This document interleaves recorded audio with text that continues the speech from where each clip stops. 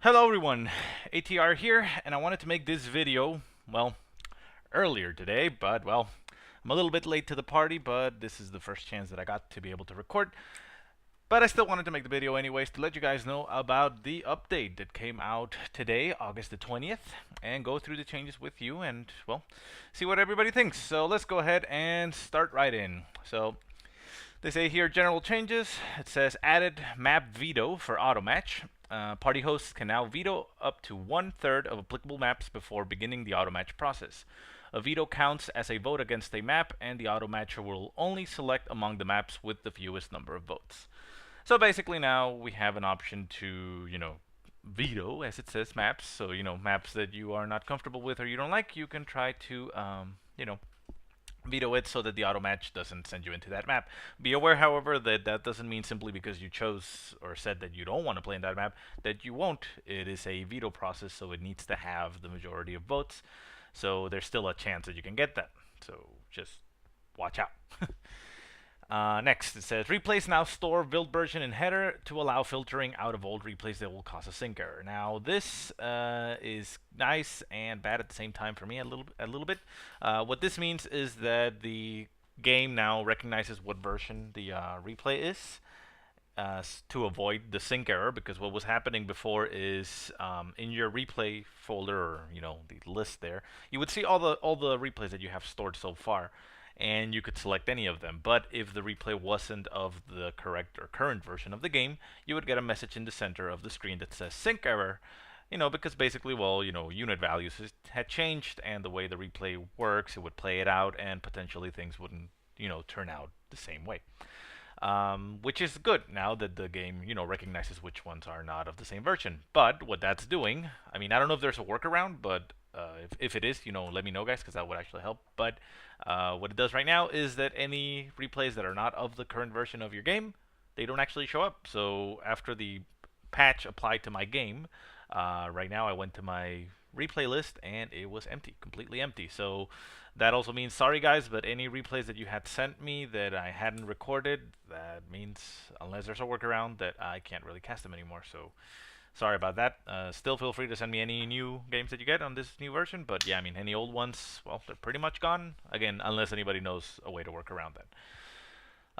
Let's see. Next, it says changed method of determining local player when loading a saved game. Not exactly sure what that means. I'm assuming it means who the player that played that game is, but I don't know how that affects, if anything at all. And then added the ability to change faceplate and added 2 new faceplate to select from. Woohoo! You can change your faceplate. I went in, there's a button that says change faceplate, and you can choose one. Doesn't really affect anything. It's just, your faceplate when it loads into the game. And I'm assuming this is maybe something down the line that they're going to also try to sell you faceplates for, money. So that might be crappy, or maybe you like that. I don't know. But, well, if you were interested in having different faceplates, now you can. Anyways, gameplay. It says guard rifle infantry button ability will now be disabled if the squad is pinned. This is something I actually didn't know that wasn't happening already, which it should. I mean, when your squads get pinned, the only thing they should be able to do is run away, retreat, or sit there and die.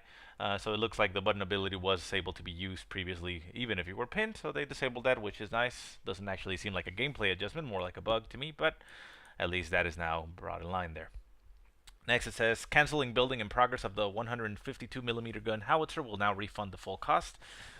Again, this kind of feels like a bug to me, but it says gameplay. So basically, yeah, if you build it and you cancel it in mid-building, before it finishes, you'll get your full cost back, which I would have assumed happened to begin with, but it looks like it didn't. So nice, but okay. Anyways, guards rifle infantry that dropped both their DP-28s can now repurchase the weapon. This is again something good. It felt like an oversight before, for example, flamethrowers on your engineers. If you get a critical hit and it bursts, but the squad stays alive, you can actually just repurchase it on that same squad and get another flamethrower. That wasn't the case with the guards rifle. If they dropped their DP-28s, both of them, they would lose them completely, and that'd be it. They would just be, regular infantry out there. So now, if you do lose both, you can in fact purchase it again, which is nice. It's still gonna cost you, the munitions, but at least you don't have a useless squad out there anymore. Next, it says mines can now be killed by flamethrowers. This is good and potentially bad, but no, I mean, it's good overall. The nice thing about this is that, well, not the nice thing, but the interesting about this that I feel is that we're probably going to see minesweeper squads less now. Because before, if you caught, if you saw that the opponent was laying down mines, um, on your actual screen, you saw their engineers laying down mines. Well, you knew the mine was there, but you would have to most of the times waste, if you wanted to get rid of it, waste munitions either by getting a minesweeper, or you could, I believe, throw nades and things on top of that and try to kill it. Obviously, with tanks and other stuff like AT guns, you could shoot the ground there and try to detonate it that way, but that's not a lot used a lot. And this way, you have another option, with flamethrowers on your engineers. If you see that the enemy, he just laid down a mine there and retreated, you can, attack at the ground there and potentially detonate that mine. So, like I said, maybe we'll see even less minesweepers, but it's a nice option to have. Should be good. Next up, it says conscript with the repairability can now repair abandoned vehicles, matching the behavior of engineer repairability. So again, that's good. I mean, I don't know a lot of people that use the repairability on the conscripts. Not a lot of doctrines have it, and most of the times you should see guards rifle. but yeah, now if you have that ability, you can repair abandoned vehicles with those conscripts rather than just being able to garrison them, I guess. Next, it says increasing the pop cap cost of team weapons, so remanned weapons do have a lower pop cap cost. Now, the thing is that it doesn't say how much the increase was for each weapon, so I don't know exactly how drastic it changes.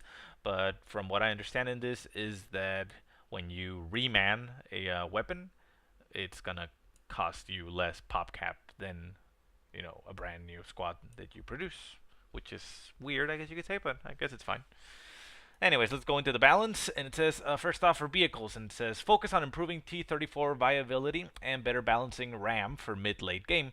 The role of the T-34 is that of a flanker meant to exploit enemy weak points with hit-and-run tactics. RAM has been adjusted to be countered through movement versus medium and lower. Against heavier armor, RAM now has a chance to fail based on armor and penetration. This was to account for the fact that heavy vehicles cannot maneuver out of the RAM ability as easily as light and medium vehicles. So yeah, so some changes there. T-34 says main gun damage from 80 to 120, so that's a 50% increase right there, very nice. Main gun penetration, 75 to 80, so a little bit more penetration. And the cost is 240 manpower and 95 fuel, which is what it currently was changed to 280 manpower and 85 fuel. Now, these two things, well, obviously they're nice. People didn't like the T-34s because they were very lackluster. And now with a 50% increase in, gun damage and a little bit more penetration, they might become a little bit more viable. And while the reduction in the fuel cost makes it so that, it's a lot easier to get them, making them even more viable, I'm not exactly sure I'm that fond of that change. Not because I want them to cost more, but because of the T70. And it doesn't look like there were any changes made to the T70. And what I mentioned is that the T70 is, as we all know, a very light tank, anti-infantry focused, and doesn't have any armor or anything. But it costs 55 fuel to get. Now, a lot of people were getting them, and that was great, and they would mostly get them because the T-34 was crap.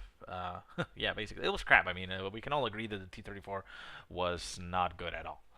And yeah, I mean, you would prefer to get that small tank that would be very, very good against infantry, even though it didn't give you any anti-tank capabilities. However, with the increase in the damage, it might be a lot more viable to get the T-34 for infantry damage. And with the reduction cost in fuel, which is only a 30 fuel separation now, you might not be seeing that many T-70s now. I mean, there's still those builds like going tier 1, tier 3 to get the super fast T-70, where, that 55 fuel kicks in pretty much just as soon as you finish your tier 3. I mean, obviously those builds can still work, and you'll see T-70s on the field. But if you go for a more, say, traditional, or traditional, I say, but a more usual build that you would see maybe like Tier 2 and Tier 3, which gave you the AT guns plus the T-34s. By the time you get your Tier 3 up in those situations, you're probably going to be a lot closer to getting that 85 fuel if you haven't already passed that. So the T-70 kind of becomes irrelevant, I guess. It all depends on how good the T-34 is, but I mean, with a 50% up upgrade in damage. The splash damage might be even enough to, make it a really good infantry killer. So, well, we'll see how that affects. But I mean, overall, it's still a nice thing for the T-34 because it makes it way more viable than before, and we'll see how it performs. Now, this is where it gets tricky, but it becomes interesting. It's a nice balance situation that they selected to go with, so we'll see how that affects it. So anyways, T-34 RAM. Now, the RAM minimum range has been increased from 10 to 17, and the max range increased from 30 to 35. Now, that means basically that you can't be that close to a vehicle to ram it. They increased that range, almost double it. I mean, it's 7, but, that's way over 50%. That would be, what, 75% almost? So, yeah, I mean, the range was increased at the minimum, and the maximum is also further away, but that's not necessarily a good thing because of the next changes. Now, the penetration was modified from 1000 to 160. Now, before it would always penetrate. If you got a hit with the ram ability, it hit and it did what it was gonna do. They reduced that to 160 because they basically want heavy armor, late armor, to have a chance to not penetrate. And if it doesn't penetrate, it's not gonna do what ram does. Which they added some other clauses here where that'll come into effect, but we'll get to that in a second. So anyways, basically it's not always going to penetrate, and the damage was increased from 100 to 160. So it's a lot more damaging now than it was before, so you can actually even potentially get a lot easier. I mean, you could before, but you could easily get kills with the RAM. If that vehicle is low in health, you can simply just sacrifice your T-34 in a way and finish off that other tank. Now, deflection damage added now does 80 damage on deflect. Now, what that means is that while the damage was increased to 160, since it has penetration, if it doesn't manage to penetrate a heavy armor, it's still actually going to do damage. It's going to do 80 damage, and this one down here, it says deflection now results in a crew shock critical to the receiving vehicle. So if it doesn't penetrate, it's going to do 80 damage, or half damage basically, and give a crew shock critical, basically stunning the vehicle for a little while. I mean, obviously it's not as much as actual connecting, the RAM, but it's still gonna do something, I guess you could say. And so that's interesting. Now, the RAM engine overheat from 4 to 2.5 seconds. Now, that means that well, it says right here, if the engine overheats, the T-34 will be slowed down, eventually canceling the RAM. Now, something that didn't happen that much, but does happen, you can actually look, yeah, I mean, I'll say it, the last expert insight that the Frontline Network casted with Symbiosis, this happens in the game. A T-34 goes for the RAM, and the Panther is far away and starts backing off to the point where the RAM basically overheats the engine, and he loses the ability like right before he connects. Now, that is actually going to happen far more often now, because instead of taking 4 seconds for that to trigger, it's going to be 2.5 seconds. So like I said, even though they increased the range on the RAM, it might not be a good idea to do it that far off range, because if the enemy is aware of it, he'll back off and you'll get overheated on the engine rather quick and lose the RAM effect itself. Now, RAM engine overheat, now a timed action and lasts 30 seconds. Now, I'm not exactly sure how much it affects your tank if it overheats, like if it reduced speed like a damage engine or such, or if it just simply cancels out the ability to use the RAM, but that is now going to last 30 seconds, so yeah, something to be aware of. Added a tooltip for the engine overheat critical, yeah, so before it didn't actually say anything, but now it will. Removed exhaust engine damage, adjusted critical changes to compensate for this change and keep things relatively the same. Not exactly sure what that means, but, well, we'll see exactly how this RAM ability change fits into the game, and yeah, it'll be interesting. Anyways, SU-85, it only has one change, and that is that focus sight now reduces movement speed by 50%. Not exactly sure if this is enough to calm what everybody was, crying about, the SU-85 being overpowered. I'm pretty sure it's not, but I mean, I'm pretty sure it's not enough to calm what people were saying. But at the very least, if you use focus sight, there is now a penalty in the speed. Personally, I mean, I have used focus sight, obviously, but in main fights, I never used the focus sight, and that's still going to be the same effectiveness as of the SU-85. So I'm pretty sure people are still going to be crying about this one for a while until we see a couple more changes made to either the SU-85 or Axis armor. But regardless, that is a different discussion for a different time. Anyways, let's continue here. Unit abilities. The AT grenades and Panzerfaust will see reduced effectiveness versus heavier targets. This change is meant to improve the flow the flow of mid to late game tank combat by making aggressive maneuvers less risky. Heavy tanks should be better able to spearhead as a result, little to no impact versus medium to light vehicles. So I actually disagree with the little to no impact, but we'll see that. So yeah, basically they're trying to reduce the effectiveness of the nades and the Faust as it was before. Those would always hit, although actually the Panzerfaust lately was not hitting all the time. So I guess it had different values. But basically, if those hit, they would always damage your engine. Low amount of damage. I mean, it's just a damage engine, not a heavy damage engine or a mobilization. But it was still, an always present ability that would slow down your tanks and, change the tide of battles. So now what they're doing here is that the AT grenade damage is going from 80 to 100. Added deflection damage now deals 80 damage on deflects, and the penetration from 1000, which means it would have always penetrated, to 100. So basically what this means, like I said, I'm not sure if it's little to no impact. They're increasing the damage on the actual hit to 100. So this is actually going to make the 18-8 extremely useful against the scout cars and the half tracks. That's why I'm saying I'm not sure about the impact, because that damage increase is actually going to be significant against those cars because those have very little health.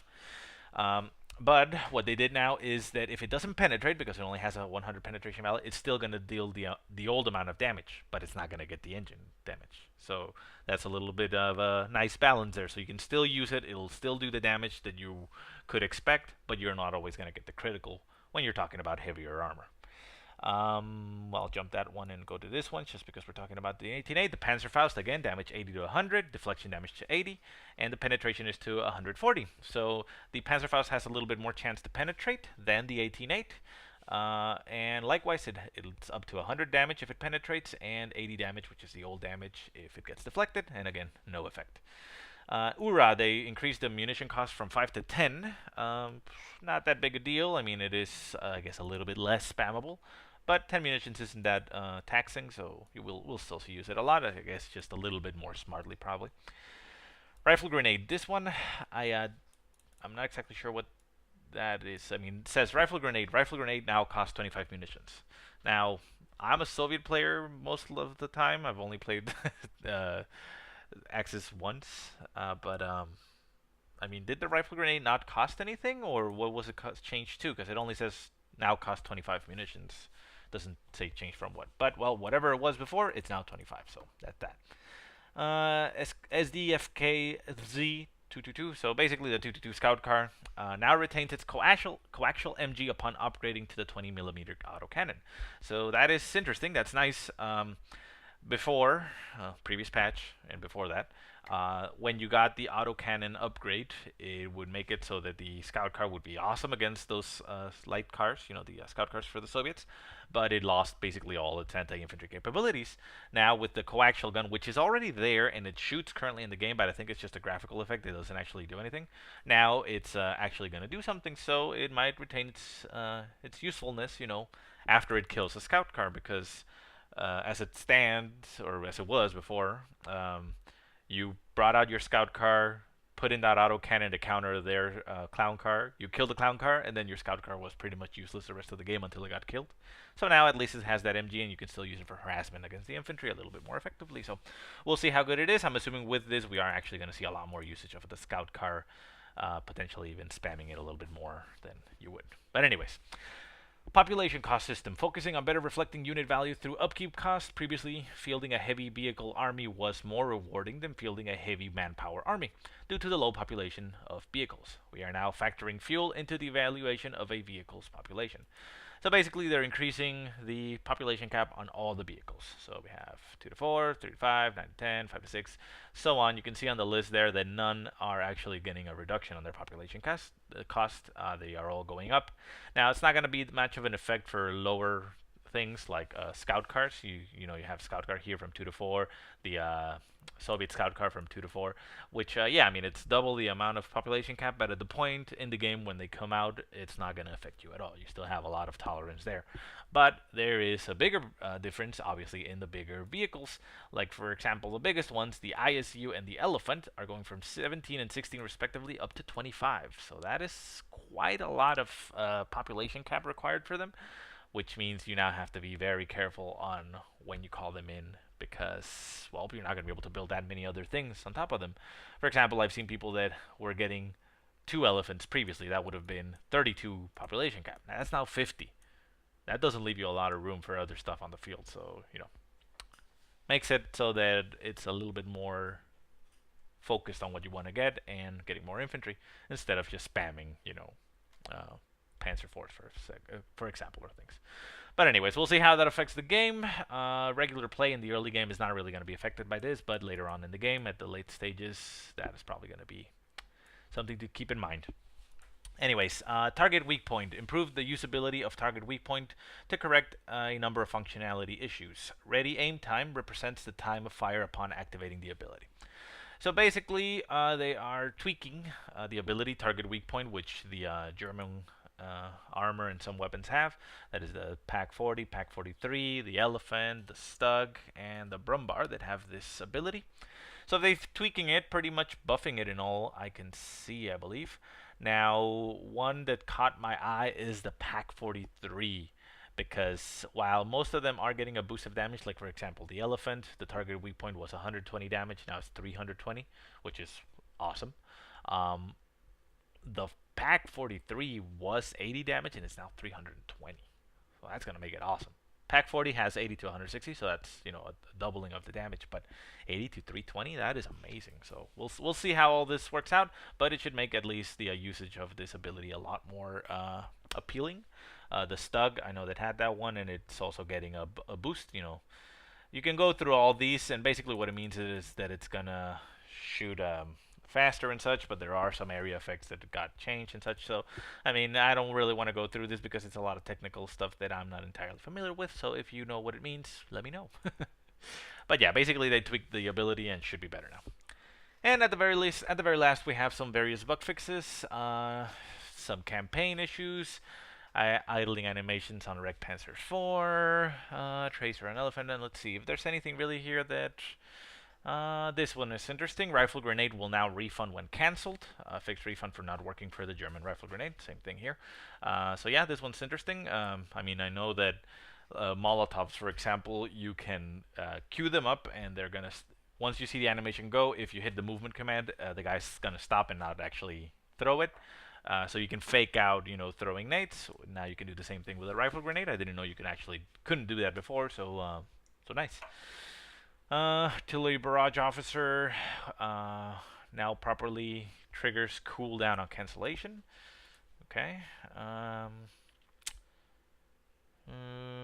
Let's see. Grenade damage into bulletin. Correct squad. Stacking. Holding 2 weapons. Well, I don't really see much here that is interesting. I mean, they say at the end fix some issues on Langreskaya. Not sure what the issues were. Would have been nice to know, but I guess Langreskaya is a little bit better. But yeah, that's basically it. I mean, the major points of note here is the changes to the T-34. They are buffing it on its damage and penetration, lowering its cost, but they also reworked the T-34, the RAM ability, which should make it interesting for the late game, so that it isn't an instant disabling for any tank on the field. And yeah, so let me know what you guys think.